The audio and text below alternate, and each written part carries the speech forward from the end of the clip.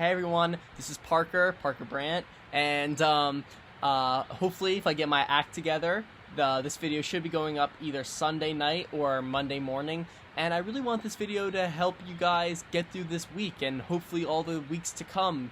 Right now, you know, we're living in a very difficult time, and even if you're not being affected by the virus in a health-wise sense, you know, like physically, mentally it's most definitely taking a toll on almost everybody. You know, we have to change our complete lifestyle, and this video is basically what I've been doing to change my lifestyle to help deal with, you know, all the anxiety, stress, and fear that's been going on, and hopefully you guys be able to take something from this, and you don't have to do what I do to find your inner peace, but hopefully you can just be inspired to search for it. So thanks for clicking, and please enjoy the video, guys.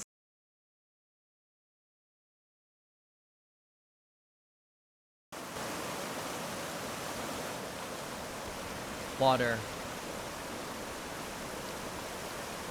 In particular, the water of a stream or river, flowing infinitely, never stopping or slowing down.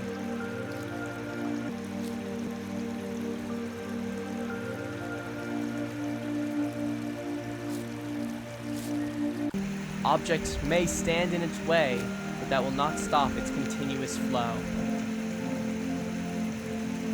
What is it about water that fills us with so much awe and perplexity? Could it be that we are hypnotized to water and its perpetual motion, much like a pendulum that swings back and forth, catching our attention without letting go?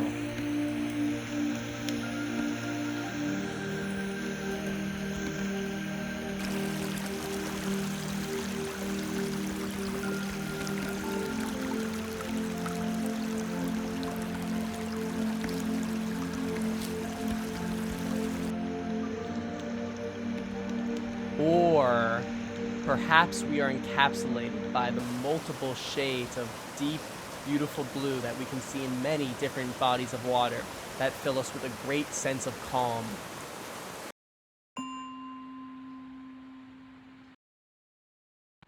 These are all equally likely possibilities. However, personally, I like to think that we are attracted to water because it is the most physical representation of our mind. Now, what do I mean by this? I will explain with a story that happened not too long ago.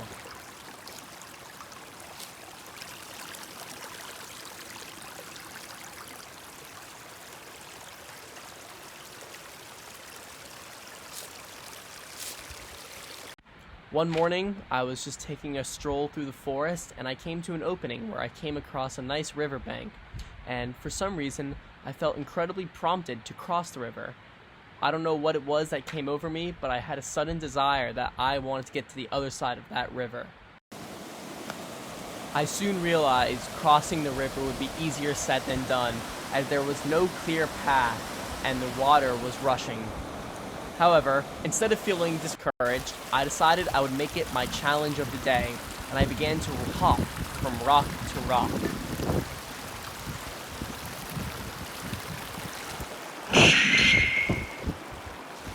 There were times of great fear and hesitation, and I often felt unsure about whether or not I would make it to the next rock. However, my fears were quelled when I realized, at worst, I would fall into some water and get a little wet.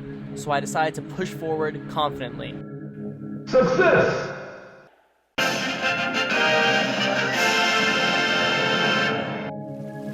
It was in those moments that I realized that is where confidence stemmed from.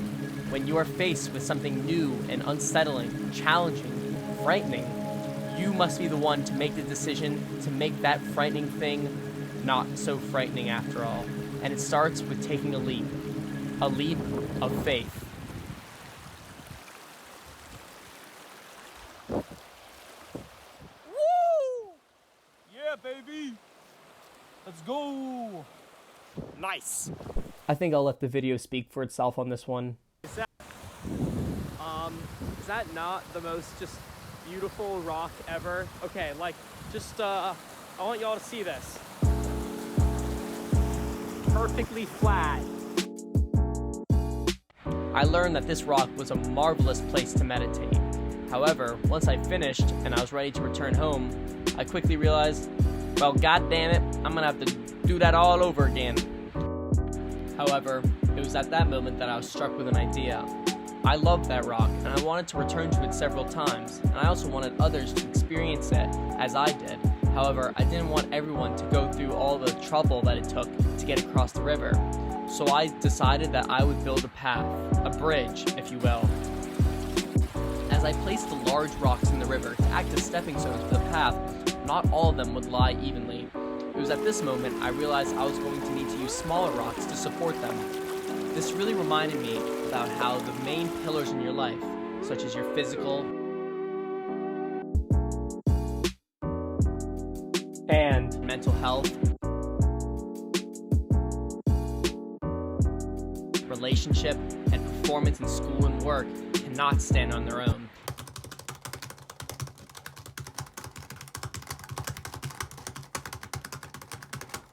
They must be supported by positive day-to-day activities such as trust, personal hygiene, meditation, and of course, love. While progress on the bridge was slow, there was something very inspiring about seeing my idea and hard work coming to life, even if it was just rock by rock. I decided the ultimate test of my engineering would be to have my usually very anxious mother attempt to walk across it. And although there was some deliberations, Just trust the engineering.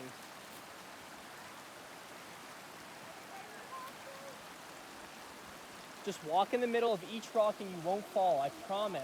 she was ultimately able to cross my path without getting so much as a drop on her. Seeing this made me feel incredibly proud of all the work I had done, and it made all the effort and pain worth it. And the moment your effort is recognized, your mind is put at ease. So to answer the question I posed at the beginning of this video, to have a mind that acts as a river is to have a mind that continuously flows and constantly is moving towards its next destination, not stopping to worry about all the little rocks that stand in its way. If you are able to clear your mind and have it continuously flow, you will be able to do things with a pure and unadulterated effort.